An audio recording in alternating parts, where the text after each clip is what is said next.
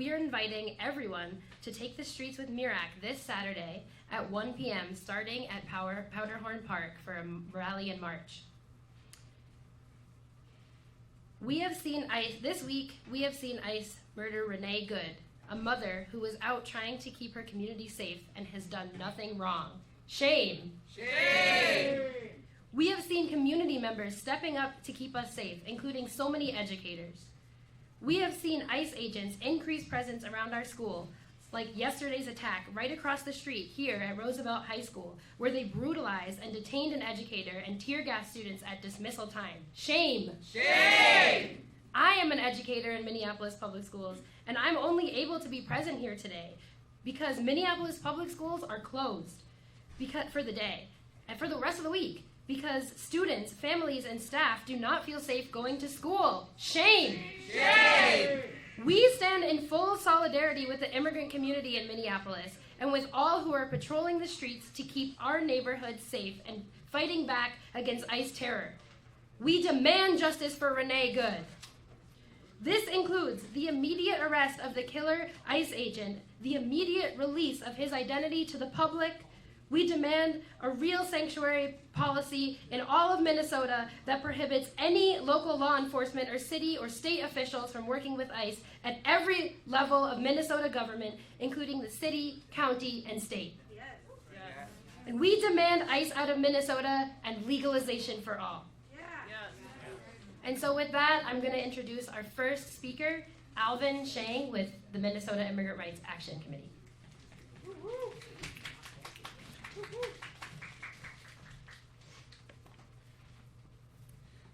My name is Alvin Sheng, and that's ALVINSHENG, and I'm a member of the Minnesota Immigrant Rights Action Committee, MIRAC. The previous Sunday, the Trump administration deployed 2,000 ICE agents to Minneapolis as part of a targeted attack on our Somali and Latine communities. Christy Noam and Gregory Bovino themselves visited the Twin Cities accompanied by a parade of militarized agents and vehicles to manufacture xenophobic propaganda against our community. However, we will not be cowed into giving up our civil rights in the face of this aggression. This was a follow-up to the so-called Operation Metro Surge, which started in December of last year, where ICE agents started prowling our neighborhoods and kidnapping our immigrant neighbors with a much higher intensity than before. This was the moment that spontaneous rapid response networks and those organized by MIRAC, Immigrant Defense Network, and Monarca kicked into high gear. The people participating in these networks have been heroic. We should keep up the effort, but also remember to remain as united as possible by following the St. Paul principles and put the impacted immigrants' needs first. I want to take a moment to recognize that it is a scary time. Our neighbors are being kidnapped off the streets as we speak.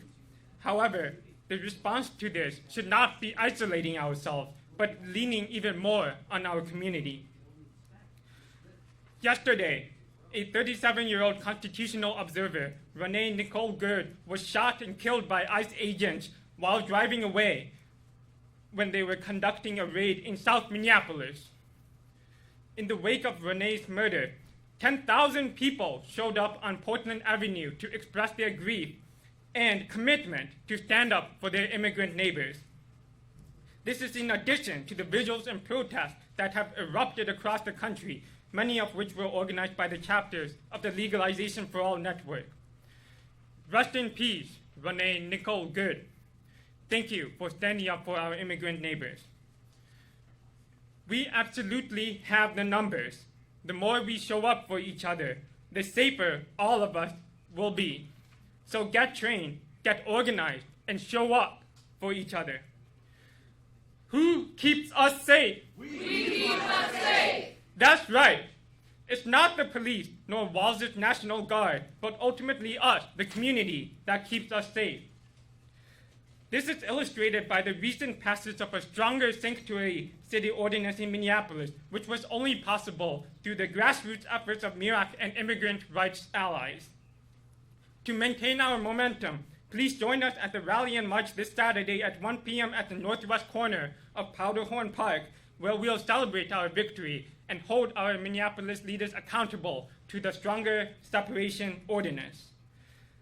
When immigrant rights are under attack, what do we do? Stand up, fight back! Damn right. Thank you all. Thank you. Our next speaker is Jay Yates with the Twin Cities Coalition for Justice.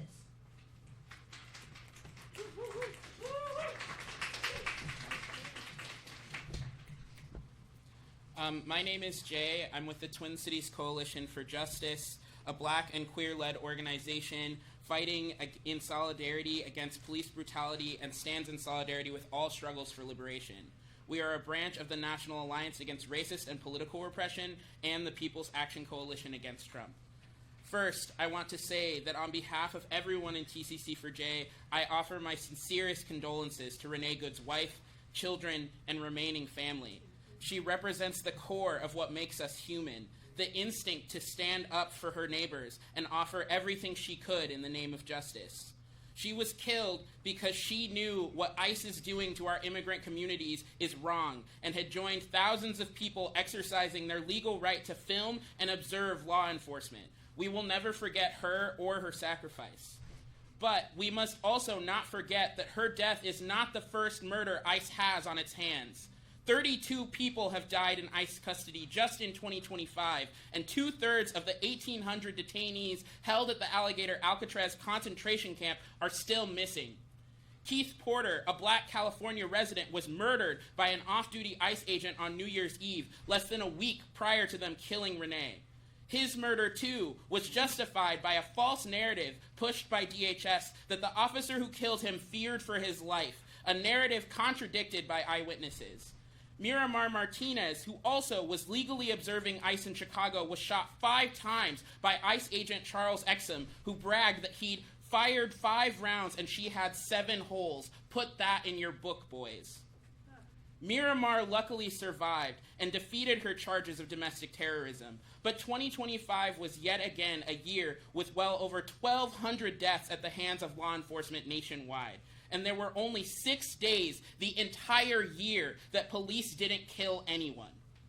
Here in our city, our police force has its own long, bloody history of murdering Black and Indigenous people and justifying it after the fact by saying they feared for their lives. Minneapolis Police Department lied about George Floyd being on drugs to shield Derek Chauvin from responsibility for his torturously slow death. Philando Castile was murdered in his car with his girlfriend and child present. Jamar Clark's killers lied and said he was a domestic violence suspect that reached for their gun despite him being handcuffed when he was shot. Amir Locke was asleep, and they killed him within seconds of entering his apartment because they thought that he had a gun. His killer, Mark Hanneman, not only faced 0 consequences, he got a promotion. These deaths were just as wrong as Renee's. We must understand Renee's murder not as an isolated tragedy, but a link in a long chain of brutality that Black, Indigenous, and Latino communities especially have borne the brunt of. Until we accept the reality that law enforcement, whether it's DHS, ICE, FBI, or local police, have and will fabricate justifications for the murder of anyone they feel threatened by, we will not end the violence of this system. Until we accept that the foundations of law enforcement in this country are racist, that the laws and practices of these organizations began with Jim Crow and the expulsion of Native peoples from their land, we cannot end the violence of this system. Change begins with honesty. The honest truth is that we are paying for the boot on our necks. Our taxes pay for the bullets that kill our neighbors. They cannot exist without us, and yet we have no say in what they do in our neighborhoods. Ending this cycle of violence and inaction only happens if we take control and win real power over the structures that govern our lives. We must demand independent, democratic civilian oversight of all law enforcement, including the Minneapolis Police Department. We owe it to the people who we've lost and the people who still have justice denied to them. We need community control, and we will not stop until every killer cop and agent pays for their crimes. TCC4J joins the community's demands to release the names of the ICE agent who murdered our sister, prosecute, and jail him. And we join people across the country demanding that ICE get the hell out of our cities right now. Justice for Renee Good. Justice for Renee Good and all stolen lives. Thank you.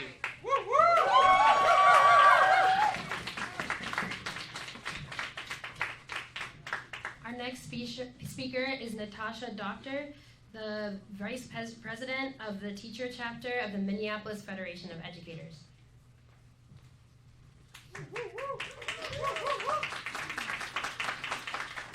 Good afternoon. My name is Natasha Doctor, and I am the Vice President of the Minneapolis Federation of Educators, and we are proud to be here today with MIRAC, a critical community organization.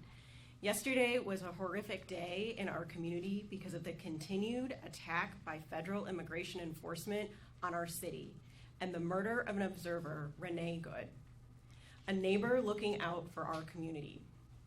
Additionally, we saw the reckless and lawless nature of immigration enforcement when they came onto school grounds, deployed tear gas, and detained an educator who was doing their job at dismissal, a critical process that all schools do every day. Their actions yesterday strengthen our resolve as educators that federal immigration enforcement is not welcome in our city. And as educators and union members, we continue to demand that ICE leave our city. Our students and families deserve to be able to safely exercise their constitutional right to a public education. We keep us safe.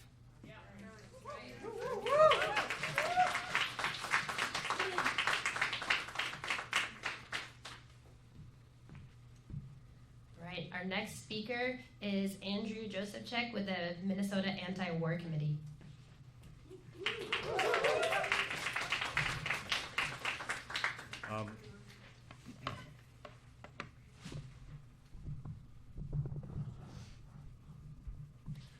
My name is Andrew Josephchek, ANDREWJOSEFCHAK. I'm a member of the Minnesota Anti-War Committee, which is a member of the People's Action Coalition against Trump.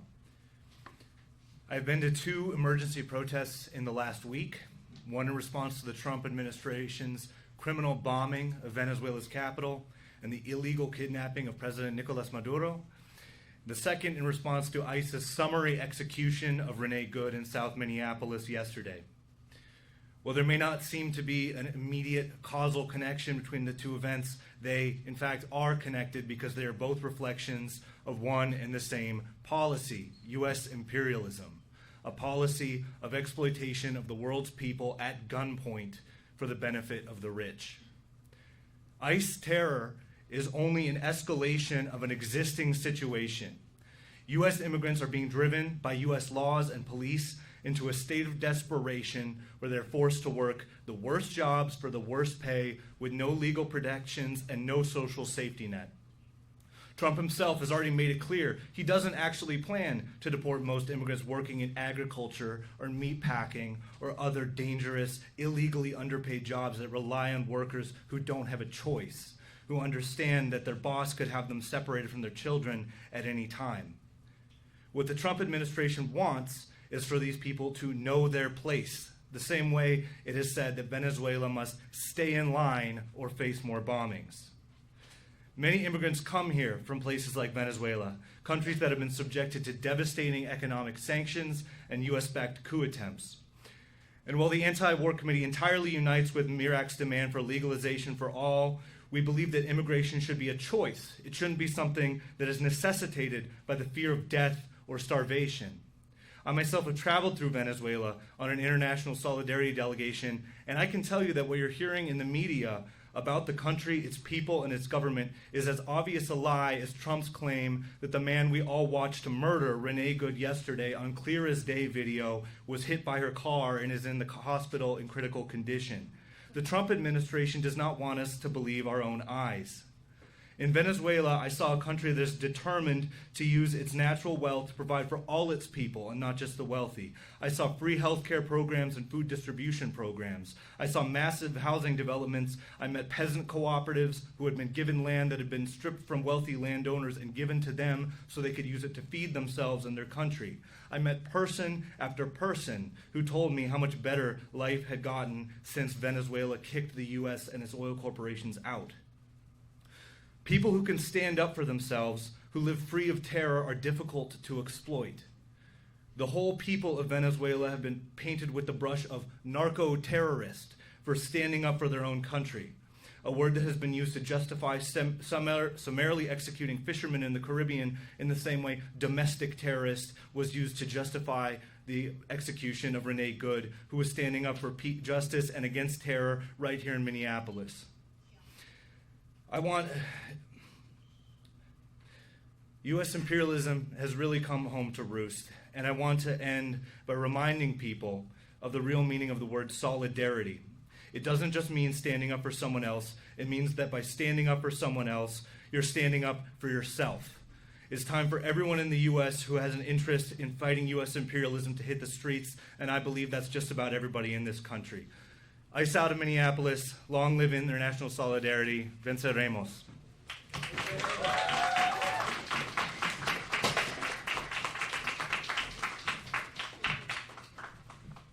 Our next speaker is Alyssa Washington with the Wrongfully Incarcerated and Over-Sentenced Families Council.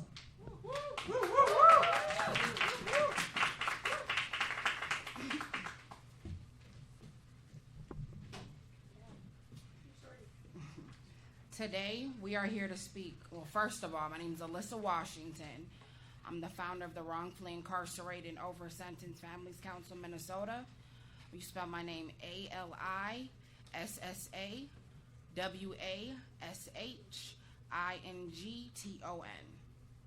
So today we are here to speak truth, and we will not whisper it. We are here to condemn the actions of U.S. immigration and customs enforcement agents and all those who are terrorizing our communities under false banner of law and order. What they are doing is not safety. It is fear. It is violence. It is state-sanctioned terror. Raiding homes, tearing parents from children, arresting people without due process, detaining human beings in cages. This is not justice, it's cruelty. And today we must also say her name, Renee Good. Renee Good was an observer. She was not a threat. She was not committing a crime. She was not endangering anyone. She did not deserve to have her life taken.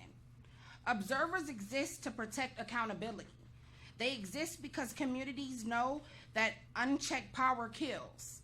And Renee Good paid the ultimate price, simply for witnessing, for being present, for caring enough to show up. Her death is not an isolated tragedy.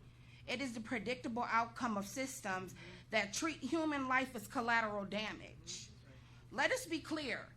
This did not come out of nowhere. The unlawful arrest of immigrants, the killing of observers, and the wrongful incarceration of our loved ones are deeply connected to the same system. Our organization knows this system intimately. We work with families who have lost decades, not because they committed crimes, but because prosecutors cut corners, police lied, informants were rewarded, evidence was hidden, and human lives were treated as disposable. The same system that locks our loved ones in cages for life is the same system that hunts immigrants in these streets, in our streets. The same system that ignores innocence is the same system that denies humanity, our God-given right humanity. The same system that profits off prisons is the same system that profits off detention centers. Different targets, same machine. Wrongful incarceration, over-sentencing, immigration detention, and the killing of community observers are not separate issues. They are different manifestations of the same violent structure built on control, punishment, and white supremacy. When ICE agents stalk our neighborhoods, they use the same playbook that has been used against Black, brown, and indigenous and poor communities for generations. Criminalize, dehumanize, disappear, and justify it later. Our organization stands in unwavering solidarity with immigrants, documented or undocumented, because no human being is illegal, especially on stolen land. We stand with families forced to live in fear. We stand with children wondering if their parents will come home. We stand with workers exploited and silenced. We stand with observers like Renee Good, who should still be alive today. And we stand with every incarcerated person whose freedom was stolen by the system. And we say this clearly: safety does not come from cages. Safety comes from community. We believe in a world where resources go to housing, healthcare, education, and healing, not policing, prisons, and deportation squads. We believe freedom should not depend on your zip code, your skin color, your income, or the country you were born in. So today we reject fear. We reject silence. We reject the lie that oppression is justice. And we declare together, an attack on immigrants is an attack on all of us. An attack on the incarcerated is an attack on all of us. An attack on observers and truth tellers is an attack on all of us. Right. Our liberation is bound together. We will organize. We will resist. We will protect each other. And we will not stop until all our people are free. Ashe.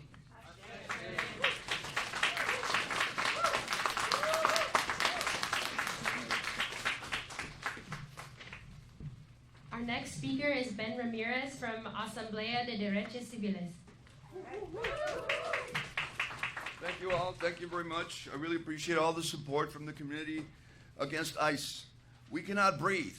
We cannot breathe with this fascist, racist hostility being aimed at the most marginalized, the most vulnerable, and the most in need of our love and our care and our voices in defense of the innocent. We cannot breathe when a despot, tyrant, misleader sends these soldiers from ICE with military weapons to threaten and cause deaths and despair in our communities.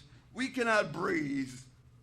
It is now time to take our gloves off and unite to fight against this racist, fascist, ungovernment with everything that we can. Nazi ideology and Gestapo tactics are not welcomed in our community. We do not need them. We don't want them. They have no place in our cities. We will not go peacefully, and we will fight against them in all their lies. Thank you. Short and sweet.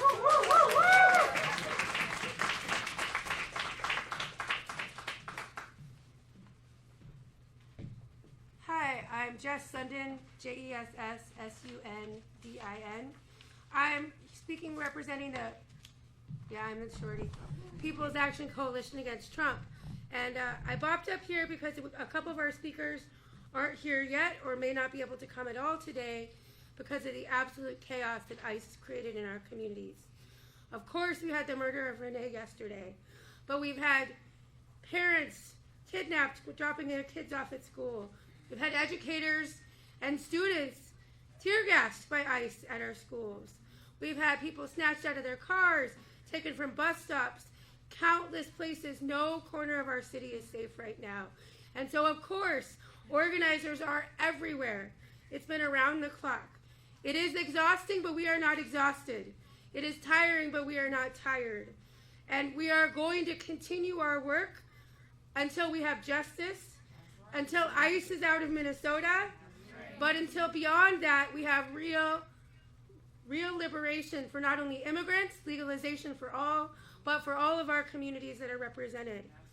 I just wanted to say a few things, and then what we'll do is we'll take questions for the speakers that are here, but I want you to know the folks who aren't here or aren't here yet include a representative of 5051.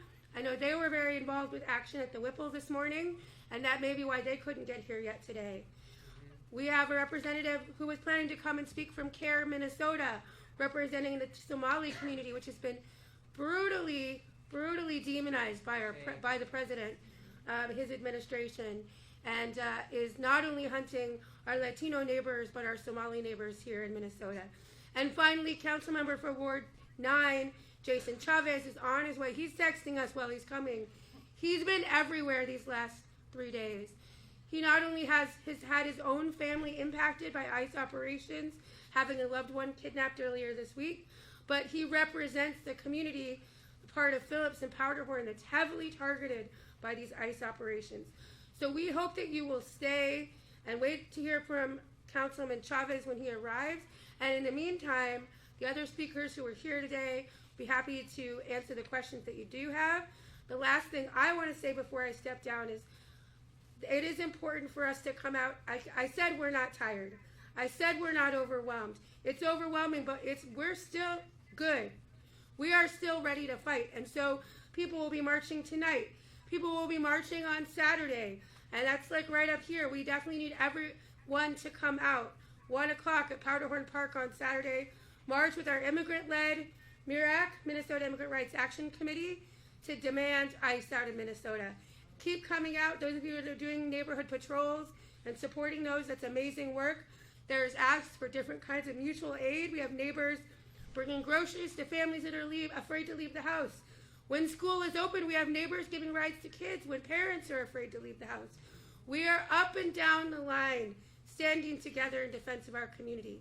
And so again, we're open for questions for now, but please stay to hear from Councilmember Chavez.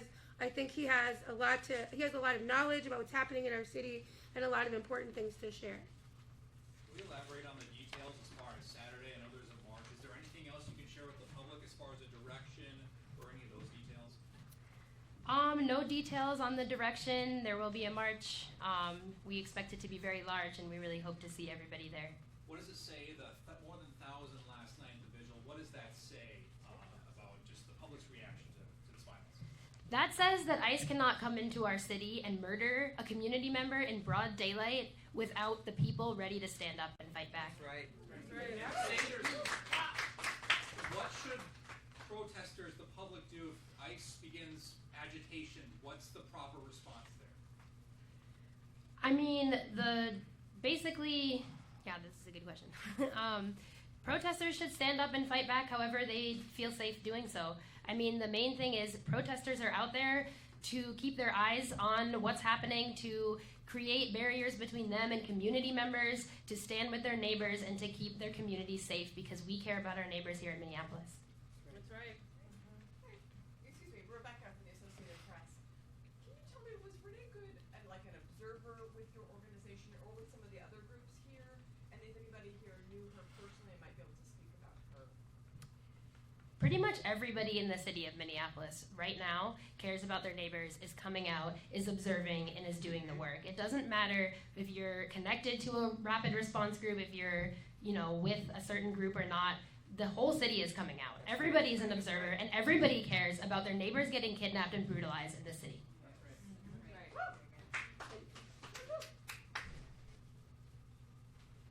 A lot of people have become observers in recent months.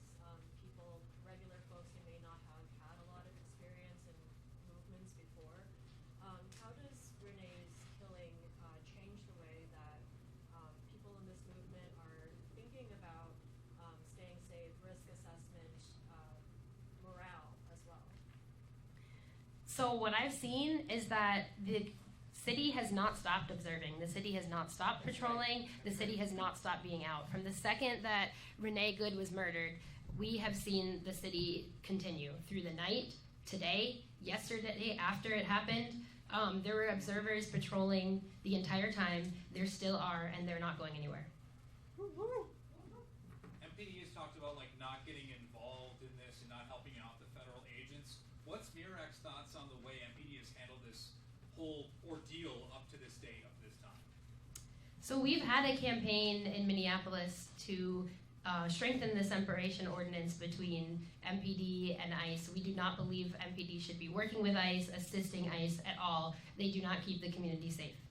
What are your thoughts on how they've acted to this date, though? Those are my thoughts on how they've acted to this date. And actually, we're going to pause questions because Councilmember Chavez is here. So I would like to introduce our last and final speaker, Councilmember Jason Chavez. Hi everyone, Jason Chavez, Ward 9 City Council members. It's been a very difficult day for the past. It was a very difficult day yesterday, I'll start with that. I know that the entire city of Minneapolis and the state of Minnesota is with Renee and Renee's family. What we experienced yesterday was an incident that no one, no loved one, no family member should ever have to experience. And I want to talk a little bit about what our community members have been doing here in the city and the state. Because what you are seeing from folks on the top of the level at the federal government is trying to demonize our neighbors. Neighbors that are literally helping provide rent for our immigrant neighbors that are struggling to barely make it by. Folks patrolling our neighborhoods to make sure that they can alert any neighbor that immigration enforcement is happening on their block, in their neighborhood, or in their city. Folks driving people to work and back home from work. Folks that have not been sleeping for many hours just to make sure that their loved ones can stay together, because what the federal government is trying to do is tear our community apart and split our community members apart as well.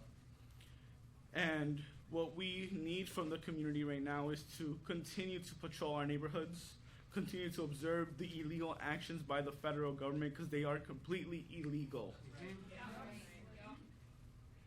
And the reason I am saying that is because we need people to continue to stand up. What happened on 34th and in Portland should have never happened. We need that ICE agent and those ICE agents that were complicit in that act to be immediately arrested. That's right. We need these ICE agents immediately fired. That's right. And they need to be held accountable for their atrocities. And we will take nothing less than that. And after that, we will continue to stand with our immigrant neighbors, and we will continue to call for the complete abolition of ICE, because they should not exist to begin with.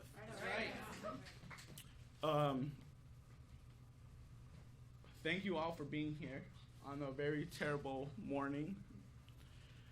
I guess the call I'll make is, and as an elected official, I'll say this, when you hear your governments tell you that you can't do more, you can, right? We know what we're hearing from our immigrant neighbors is that rent is a big issue, so we need to continue to push for rent control in the city of Minneapolis and in the state.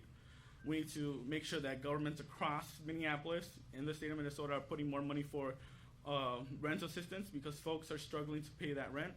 We need to make sure that cities, not just in Minneapolis, but across the state, are putting more funding to legal assistance, because folks are literally being kidnapped. And we have a federal government that is now it takes one day to get transferred to a different state, because they want to obscure due process from our community members, so we need folks to do that. And again, I'll keep telling you all, we need legal observers, folks patrolling our neighborhoods, but there are neighbors that still need food. And we need folks to stand up and drive to their homes and give them food. You know, when there are snow emergencies, it seems like a very small thing, but when there are snow emergencies, offer your neighbors that are vulnerable the ability for you to move their cars. That may sound like a small thing right now, but it's a big deal, because what we have is ICE agents literally going into those individuals and kidnapping them. They're going to bus stops and kidnapping them on the way to daycares, on the way to schools. They're taking them and kidnapping them. And we just need folks to rise up in Minneapolis. And that looks like in many different ways, but part of rising up is showing up for your neighbors. And part of showing up is also advocating for policy changes. I'm out there patrolling the neighborhoods too, but I also know my responsibility, and it's as a policymaker to say enough is enough, and we can't just say, ICE, get the fuck out of here. What we have to actually do is pass meaningful policy that is going to keep families together.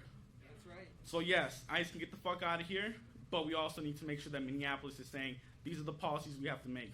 We need rent control in Minneapolis to make sure families can stay here. We need more money for immigration legal services. We actually have to kick out ICE out of here. We need to make sure that folks have the needs that they have to make sure they can stay together. But that actually means that we actually listen to the people, like people here, asking for actual changes in our city. So, again, what happened yesterday is disgusting. Renee is in all of our hearts. And what we know is that we need more people out there, because as I'm sitting here, I wouldn't be surprised if more folks are getting kidnapped. So, thank you all.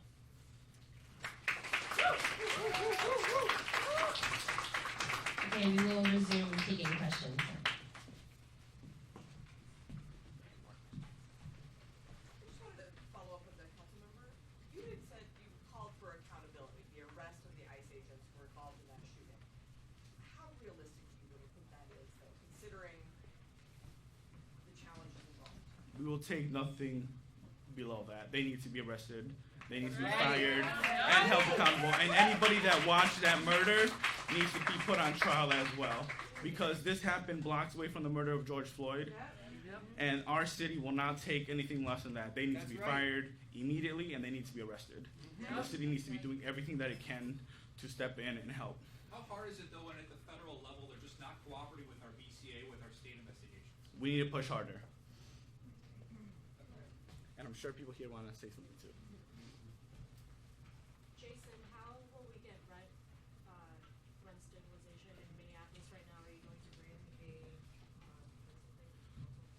We need council members, the community here, and folks listening at home need to push their elected officials to do more than just say we don't want ICE in our neighborhoods. We need to say we don't want ICE in our neighborhoods, and we need meaningful policy changes. And what we are hearing from our immigrant neighbors is that they're struggling to pay rent, they're struggling to go to work, the wages that they are doing, the wages that they have is not enough because they have to miss many hours of work. So the Minneapolis minimum wage is not enough, especially if someone has to take a whole week off work.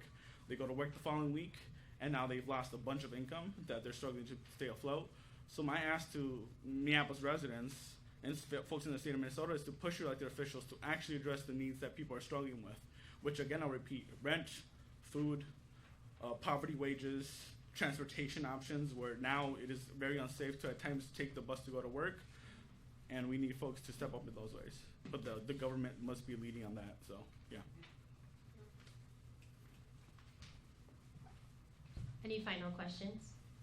I heard there was a march tonight at 5:30 at Lake in Chicago. Is that correct?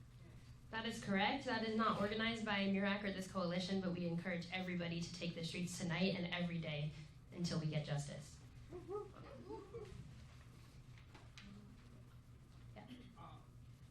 I've been seeing kind of the response from both Hennepin County and Minneapolis as a city, but it hasn't felt as mirrored with like Ramsey County and St. Paul.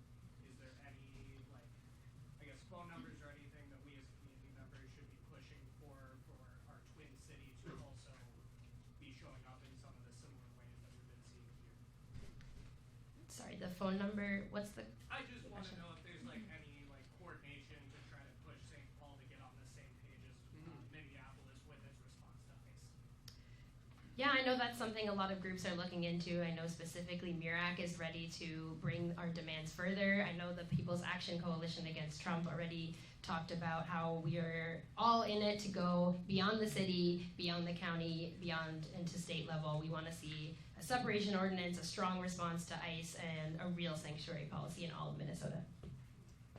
Yeah. To my neighbor's point, St. Paul Public Schools, the superintendent has not been following what MFD is doing. The St. Paul teachers union is striving very hard to make a plea. Many of us wrote letters last night saying it's not safe for our families. Our colleagues have been confronted by ICE violently. I've been followed from my home in Bancroft all the way to my school in St. Paul. Would organizations like MIRAC please be willing to plead with our school districts so our children can stop hanging out at bus stops where they're vulnerable and they don't have to get there, and we can start coordinating some food support and grocery support for the families who actually need it? Yeah, follow up with us and let's talk. We support you and we stand with you. And if there's no further questions, I just wanted to say thank you all for being here. Thank you all for speaking. Justice for Renee Good. Justice for Renee Good. And we hope to see every single one of you and everybody you know and all of the Twin Cities out in the street today, tomorrow, and especially Saturday at 1 p.m. at Powderhorn Park. ICE does not get to come here and terrorize our communities and murder our community members in broad daylight without the people standing up and fighting back. That's right.